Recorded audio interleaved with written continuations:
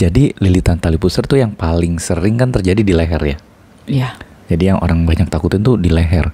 Nah banyak mamil atau ayah yang berpikir kalau terjadi lilitan di leher nanti lehernya kecekek, dedenya nggak bisa bernapas.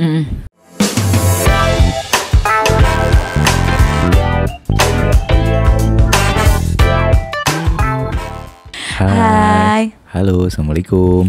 Ketemu lagi bersama kami Elkori Family. Bersama saya Rizky Amalia dan Dr. Eko Setiawan, SPOG. Oke. Hari ini kita mau bahas tentang hal-hal yang hampir selalu ditanyakan oleh Bu Momil ketika kita live. Adalah tentang gimana kalau bumil-bumil ini mengalami lilitan tali pusar. Entah satu atau dua. Gitu. Jadi itu bahaya nggak sih, Dok? Terus bisa nggak sih, Bu, kapan kita harusnya khawatir dan bagaimana caranya? Kan kita Abi pernah selama live itu kan pernah ngomong ada saat kita khawatir, ada yang enggak gitu kan. Terus gimana cara mencegahnya? Bagaimana cara mengatasinya? Gitu. Oke. Jadi untuk masalah lilitan tali pusar itu memang masalah klasik dari dulu sampai sekarang ya. Kondisi bayi itu bisa aja terjadi lilitan tali pusar. Dan lilitan tali pusar bisa terjadi pada semua kehamilan, pada semua mami, gitu. Jadi semua kemungkinan bisa terjadi. Ya, sebagaimana, Dok? Sebelum kita bagaimana caranya, bagaimana kita harus tahu dulu sebenarnya penyebab lilitan tali pusar. Jadi lilitan tali pusar tuh yang paling sering kan terjadi di leher ya. Iya. Jadi yang orang banyak takutin tuh di leher. Nah banyak mamil atau ayah yang berpikir kalau terjadi lilitan di leher nanti lehernya kecekek, dedenya nggak bisa bernapas. Kayak kita kecekek nggak bisa bernapas. Sebenarnya nggak gitu. Oh enggak. Oh oke. Terus? Karena dede bayi itu tidak bernapas lewat paru-parunya. Oke. Jadi kalau dia lehernya kecekek begini bukan paru-parunya nggak bisa bernapas, nggak ada oksigen. Oke. Jadi nggak kayak gitu ceritanya. Jadi itu ceritanya Bun gitu. Iya. Jadi dan dede bayi itu bernapas dari darah mamil kan? Ya dari si tali pusar itu kan. Jadi mamsnya bernafas, oksigen masuk ke paru-paru, masuk ke darah, darahnya ngalir ke dede bayi lewat tali pusar. Jadi kalau lehernya juga kena tali juga nggak masalah sebenarnya. Ya kalau ada di leher ada tali pusarnya juga nggak masalah juga. Karena dia tidak berkaitan dengan pernafasan paru-paru di dede bayinya. Iya. Tapi yang bermasalah adalah tali pusarnya sendiri. Iya. Jadi kalau tali pusarnya itu nekuk atau tersimpul, nah itu yang biasanya mengakibatkan terjadinya hambatan aliran darah tali pusar. Nah, terus? Gitu. Nah, ya. Terus? Jadi kalau misalkan kondisi dede bayi lilitan tali pusar itu yang kita paling takutin adalah tali pusarnya itu nyimpul. Tali pusarnya itu dia teregang atau dia menekuk gitu ya. Teregang tuh apa sih? Oh gitu? Iya, terlalu tegang gitu. Jadi dia akhirnya terpelintir sehingga aliran darah pembuluh darah tali pusar itu tidak bisa ngalir darahnya. Nah, itu yang berbahaya buat dede bayinya. Gitu. Jadi penyebab kebahayaan dede bayi itu kondisinya pada tali pusar sendiri. Jadi supaya tidak terjadi lilitan tali pusar, kita harus bercerita tentang bagaimana terjadinya. Kalau udah tahu gitu loh terjadinya, baru kita bisa begini cara ngatasinya. Ya, jadi kenapa sih tali pusar itu bisa terlilit ke badan bayi, baik itu ke leher, ke tangan atau ke kaki. Jadi ada juga yang kelilit ke kaki, Bun. Iya, ke kaki, ya kan, ke tangan terus perut gitu. Jadi kan kalau kita ilustrasikan gambar, ini dede bayi di dalam, dari dede bayi ke koneksi ke rahim, ke plasenta itu lewat tali pusar. Jadi rahim yang besar ngalir darah disedot oleh plasenta nampung darah mamils, terus masuk ke tali pusar, ngalir darahnya ke pusar dede bayi. Dedenya ngambang-ngambang di dalam, di air begitu kayak astronot gitu, melayang gitu. Nah, jadi kalau misalkan terlilit itu karena dedenya gerak-gerak, akhirnya tali pusar itu kelilit, baik itu ke tangan, ke kaki, atau ke kepala. Kalau kepala karena dede bayinya bergerak-gerak sehingga tali pusar yang ngambang-ngambang itu melilit ke lehernya. Ya, jadi supaya tidak terjadi hal itu, Yang harus dilakukan adalah dedenya jangan banyak bergerak, yang terlalu heboh gitu. Karena kan lilitannya terjadi karena ada gerakan. Dedenya bergerak heboh begitu, akhirnya dia kelilit di tangan si tali pusarnya, kelilit di kepala, kelilit di badan. Karena pergerakan dedenya yang terlalu heboh. Berarti kalau gara-gara Abi ngasih ilustrasi itu, jadi akhirnya kalau orang yang misalkan tadinya sungsang, terus kayak melintang gitu, terus mau diputer nih bayinya, akhirnya kan dia bikin gerak, misalnya sujud, akhirnya kan gini, bisa jadi ada masalah baru, ya udah kelilit tali pusar, karena bayinya mungkin nggak juga, karena kan bayinya kan berubah bentuk juga. Jadi kalau pergerakan bayi yang smooth, yang ritmik itu biasanya tidak mengakibatkan lilitan. Yang mengakibatkan lilitan itu biasanya pergerakan bayi yang heboh.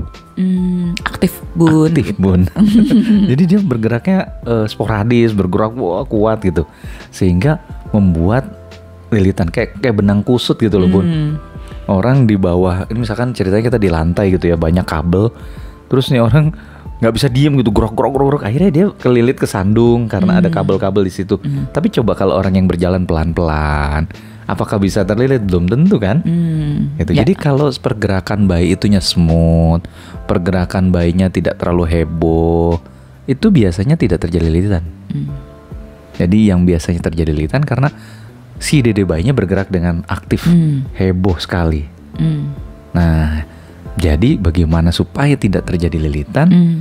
Bagaimana kita menangani dede bayi supaya tidak terlalu aktif? Caranya gimana? Nah, aktifnya bayi itu banyak hal yang mencetuskan.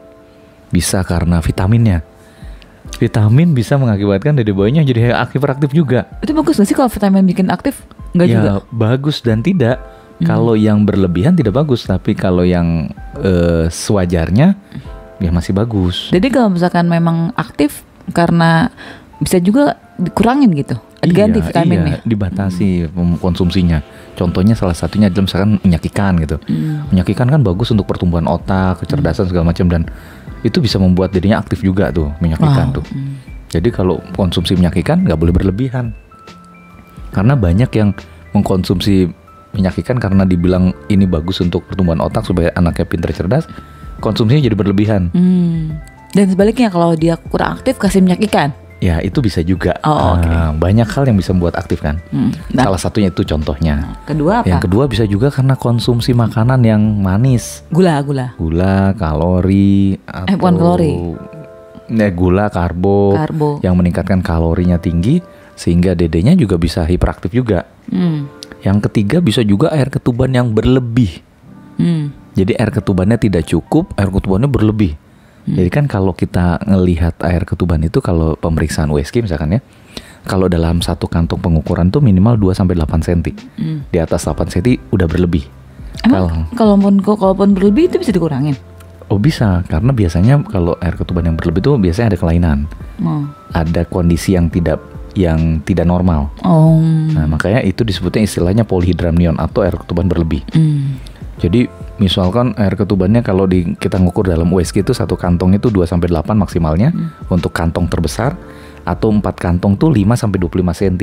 Di bawah 5 cm nggak boleh, di bawah 25, di atas 25 itu berlebihan. Jadi yang disebut polyhydramnion atau air ketuban berlebih ini maksudnya adalah yang kalau diukur 4 titik kanan, kiri, atas, bawah itu lebih dari 25 cm atau satu kantong di atas 8 cm.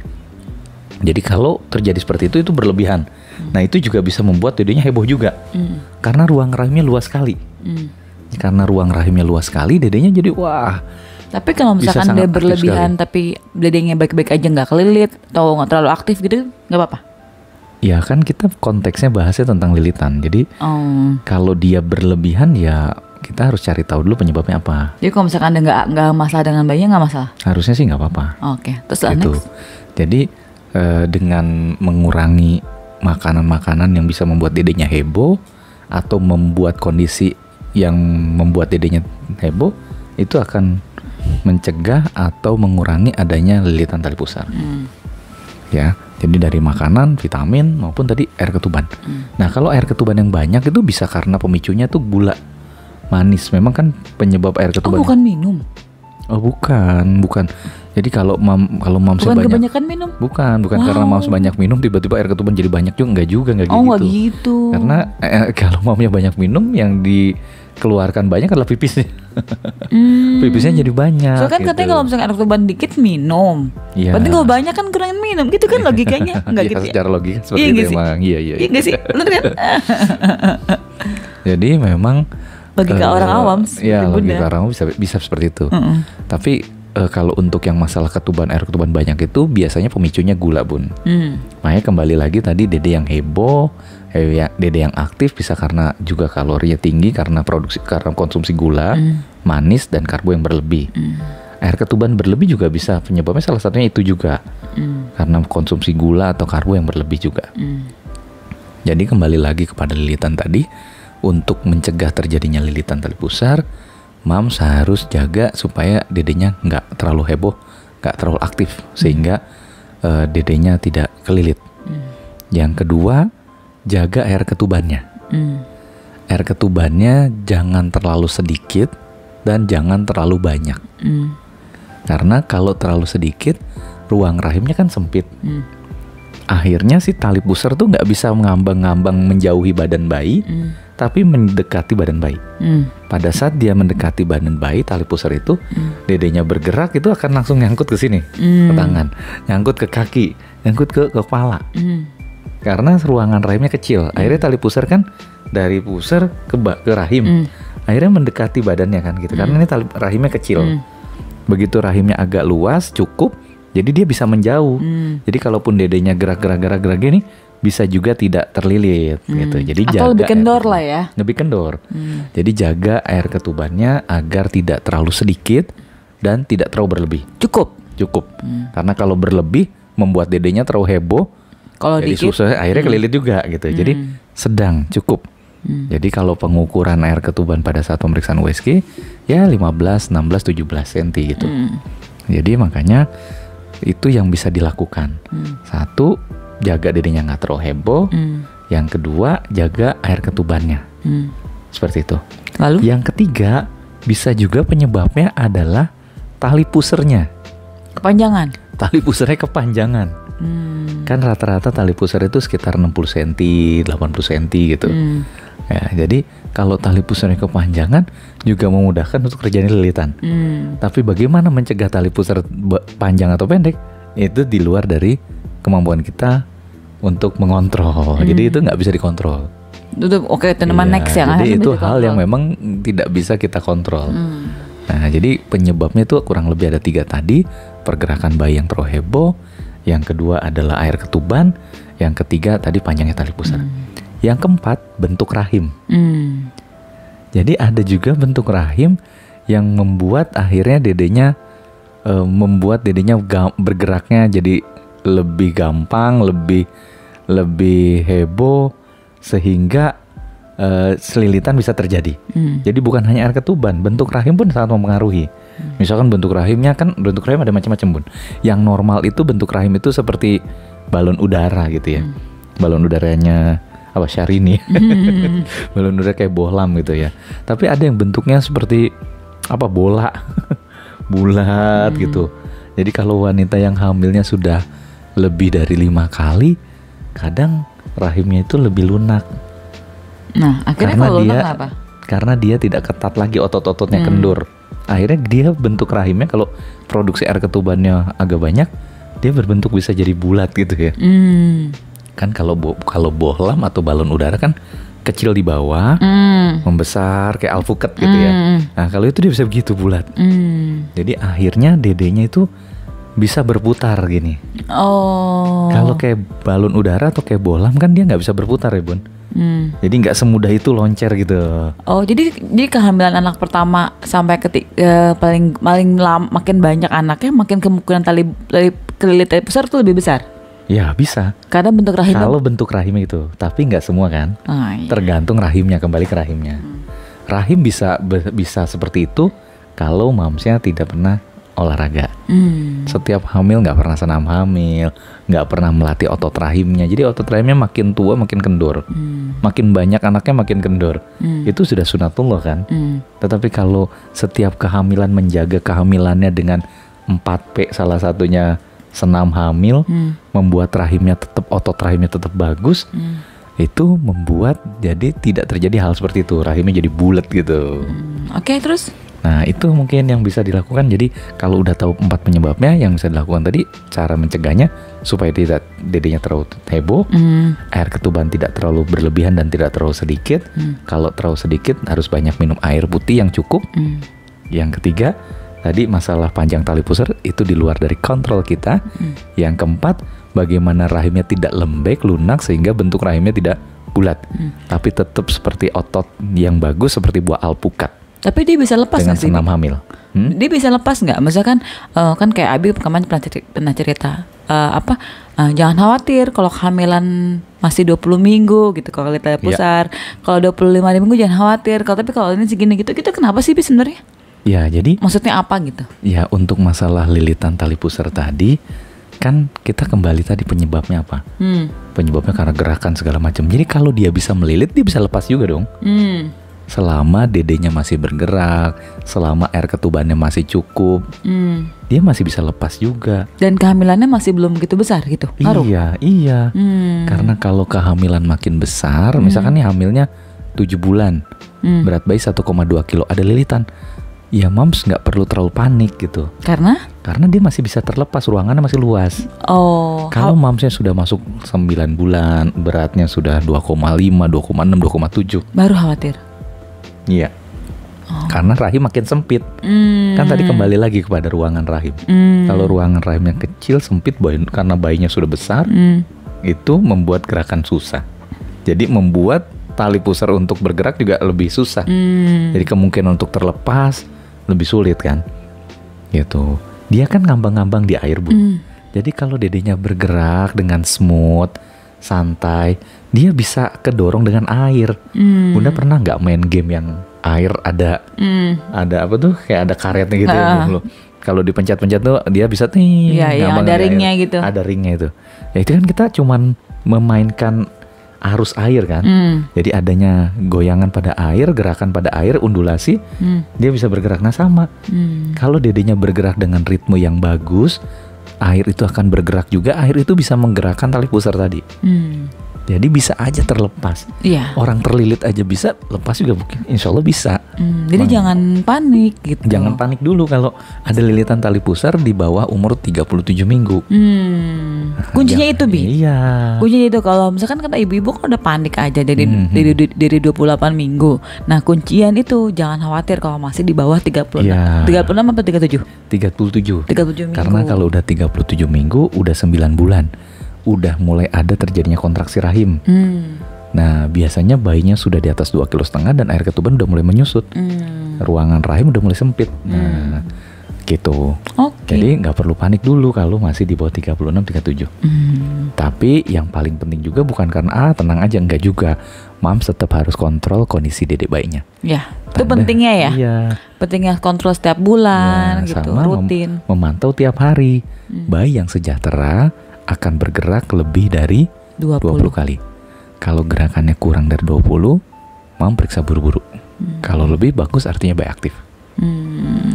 Gitu. Jadi lilitan tali pusar sebenarnya kalaupun udah 9 bulan lahir dengan lilitan tali pusar, banyak Bun yang lahir normal dengan lilitan tali pusar. Wow. Itu gak apa-apa? Gak apa-apa. Tadi kalau banyak ya, kalau misalkan di tempat mungkin di persalinan, di praktek di bidan atau di klinik yang nggak ada alat USG untuk mendeteksi ada yang lilitan, itu rupanya pas lahir ada lilitan. Banyak juga yang ketahuan gitu. Karena nggak terdeteksi kan. Tapi sehat-sehat aja dari bayinya. Jadi kalau ada lilitan tali pusar 1 kali di leher, apakah boleh lahir normal, Dok? Masih bisa kok. Selama pada saat proses persalinan normalnya dede bayinya baik-baik saja. Jadi yang paling penting adalah pengawasan pada saat melahirkannya. Mulai dari pembukaan 1, pembukaan 2, 3, 4, 5, 4 sampai pembukaan lengkap.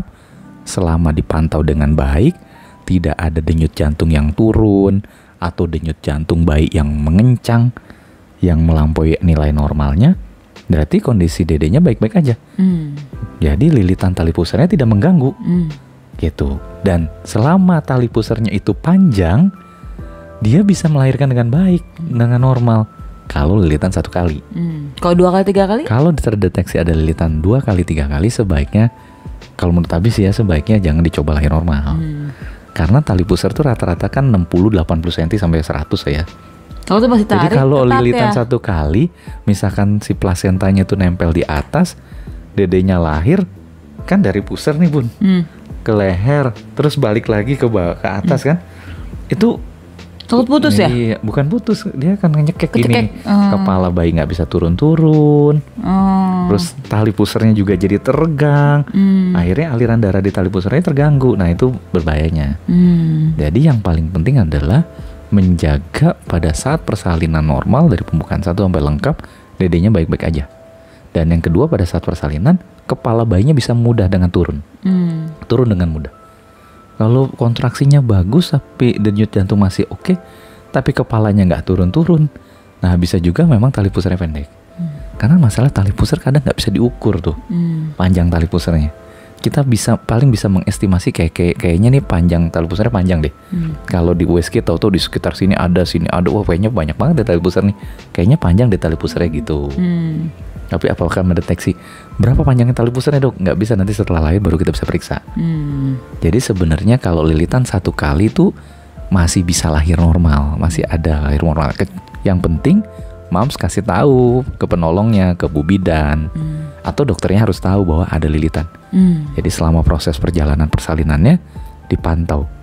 Kalau tiba-tiba pada saat persalinan ada tanda-tanda membahayakan buat dede bayi, ya sebaiknya di stop. Oke. Gitu ya. Jadi lilitan tali pusar kalau 1 kali, kalau mau lahir normal masih ada peluang. Oke. Gitu. Oke, sampai di sini dulu podcast kita kali ini. Sampai ketemu podcast selanjutnya. Bye.